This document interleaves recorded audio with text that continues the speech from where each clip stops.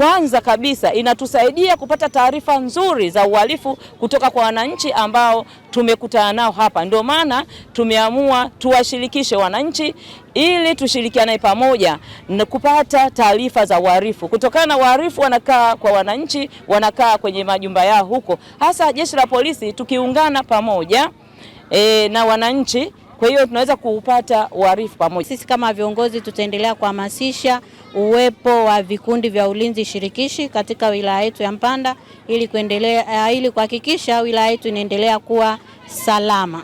Jeshi la polisi linapambana na wahalifu, na wahalifu hawatoki nje ya wanadamu au wananchi.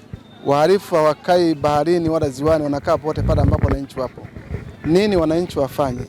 Sehemu yote kuliko na uhalifu watoe taarifa jeshi la polisi. Siku ya leo inakuwa maalum kwetu kukumbushana kwamba ulinzi na usalama katika maeneo yetu sio jukumu pekee la polisi, bali ni jukumu la kila mwananchi na kila Mtanzania aliye ndani ya mkoa wa Katavi.